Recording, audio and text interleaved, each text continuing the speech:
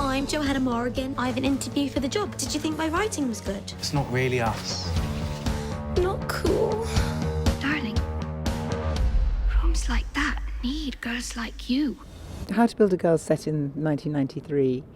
And for me, the most important thing was to make it feel immersive and real and truthful. And I've done a lot of period dramas. I am the queen of period drama. I've done Wuthering Heights, Oliver Twist. I've been everywhere in the periods. And I just feel like the most exciting thing is to grab the audience by the hand and go, come into the story. Don't worry about how high the waistline is on these jeans, or the haircut, or the mullet, or, you know, which fetishized box of chocolates works for that period. Anything goes for me, and it has to just feel real. For me, I'm an 80s girl. My era was the 80s. And so the 90s for me, you know, was for like those young uns coming after me, and it was sort of my challenge for me to sort of create something that I felt was authentic for them. This is a very British story in many ways, but Beanie Feldstein is not British. Was there any sort of hesitancy in casting an American actress? The thing about this story is that it's set in Wolverhampton, and Wolverhampton is a very particular small area of a very particular part of the north of England, well, the Midlands in fact. So casting anybody in that role is going to be super, super niche and very specific. And I met a lot of actresses. I met lots and lots and lots. I did due diligence. Then we saw Lady Bird, and the producer, Alison Owen, brilliantly said to me, look at Bean, she's incredible. She just embodies a young woman who is full of optimism and is brave and positive and fearless. She is gorgeous and empathetic. You love her. So we Skyped. I Skyped her and I said, Bean, listen, there is one thing I need to ask you. What are you going to do with this accent? And she said to me, anyone you cast in this role is going to have to deal with a Wolverhampton accent. So it might as well just be me. Mm-hmm. And frankly, that was so brave and honest and right that she just whooped it. She got the part. She is the most confident person in terms of her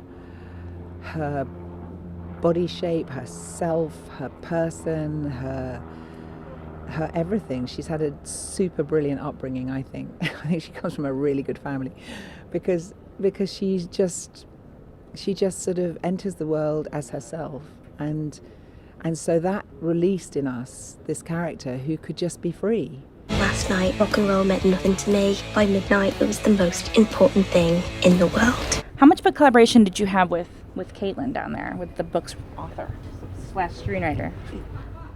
Well, my job is to be her conduit.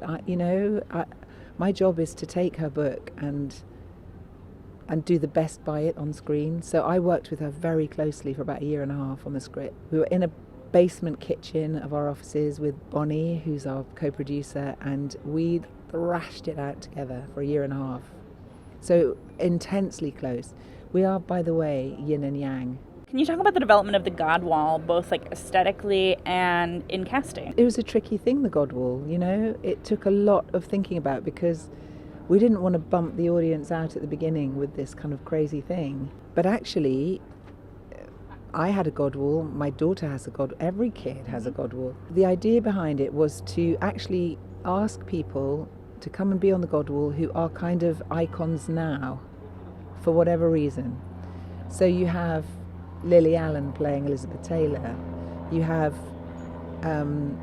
Mel and Sue, they're pretty famous in the UK. I know who they are, yeah. Bake Off. Mm-hmm. Bake Off fame. They're the Bronte sisters. We've got Michael Sheen as Freud. I mean, they're all, for me, they're all people that Jamila Jamil is Cleopatra. They're all people that young people aspire to now. But everyone wanted to be involved because everyone loves Caitlin's work. Everyone loves the script, and they wanted to be part of something to do with young female empowerment. What were you like at 16?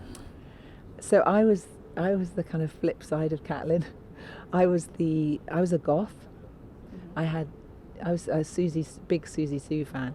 I had a white face, black lipstick, hair was vertical, 2 cans of hairspray every night I went out. I'm solely responsible for the ozone layer. I mean, that was me dressed in black. A lot of lace was going on then. The costumes she wears in the movie, like, they're very cool for a teenager, and then to think, like, how those costumes would sort of evolve. Our costume designer, she was so clever about it because she kind of collaborated with Bean on that. There was a whole story in those costumes. So thought out, so carefully planned. My favourite one is when she walks downstairs, when she's arch bitch, and she has the tartan cape on, and you just think, oh my God, you've gone too far, girl. Pull it back. What do you do when you build yourself, only to realise you built yourself with the wrong things? You rip it up and start again.